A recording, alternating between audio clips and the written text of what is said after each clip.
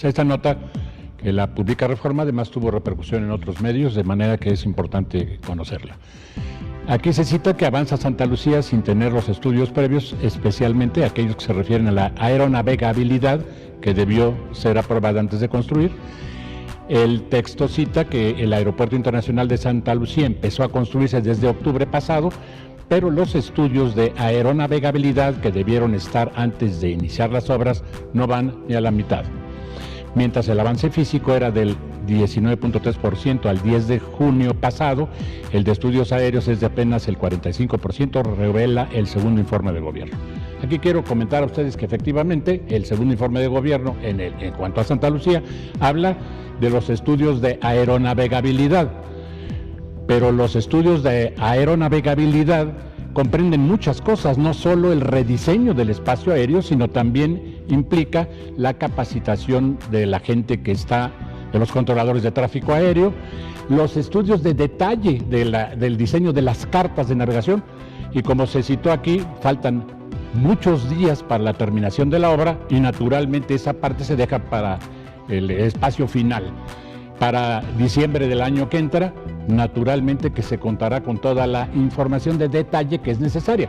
Los estudios de aeronavegabilidad quedaron completos desde prácticamente desde el primer semestre del año pasado.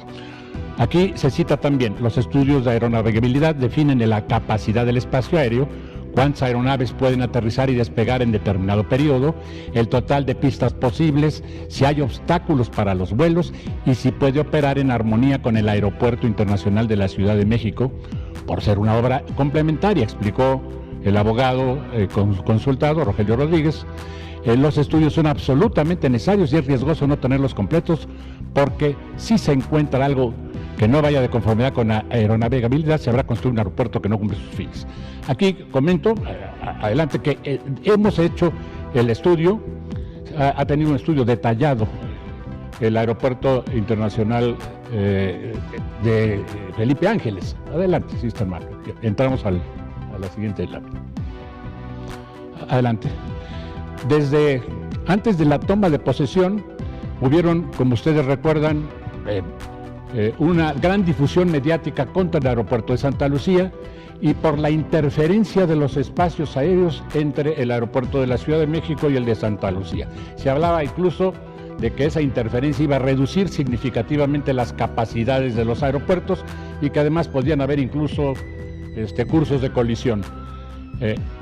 Se hizo un estudio que se le encargó a la empresa tal vez más reputada del mundo en el desarrollo de los estudios de aeronavegabilidad, que es NABLU, una empresa del grupo del consorcio de Airbus Industries, que es una empresa europea muy relevante.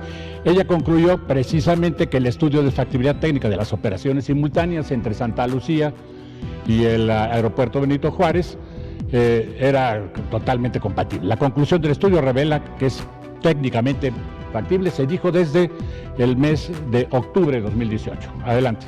Esto, como ustedes se imaginan, implicó el conceptualizar muy bien los espacios aéreos, el cómo estaba ese trabajo. Para mayo del año pasado ya se habían definido con la participación también de NABLU, pero especialmente con nuestros técnicos del CENEAM que estuvieron trabajando desde mucho tiempo antes, la Dirección General de Aeronáutica Civil, el grupo de consultor de aeropuertos de París y el arquitecto maestro.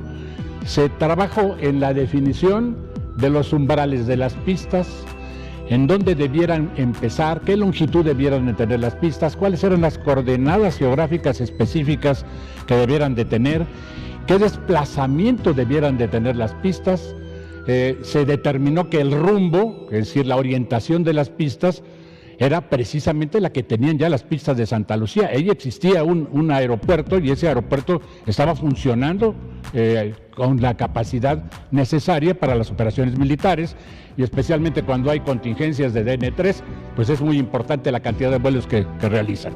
De manera que era un aeropuerto aprobado, pero naturalmente para la operación que va a haber, porque tratarse de un aeropuerto de las grandes capacidades que nos dará hasta el año 2050 y más allá, era indispensable ubicar aquí además las pistas a dónde debieran de empezar, dónde salir para que no tuvieran ninguna interferencia de algún obstáculo, y se hicieron corrimientos hasta de 1800 metros al sur de la pista actual para la pista derecha y de 200 metros para la pista izquierda. En fin, de acuerdo con los análisis realizados por el CENIAM, que fueron ratificados por el grupo de expertos, se consideró pues que las operaciones entre Toluca, la Ciudad de México y el aeropuerto de Santa Lucía eran perfectamente factibles, cumplían con la normatividad de la Organización de la Aviación Civil Internacional para los procedimientos de vuelo, tanto de salida como de aproximación,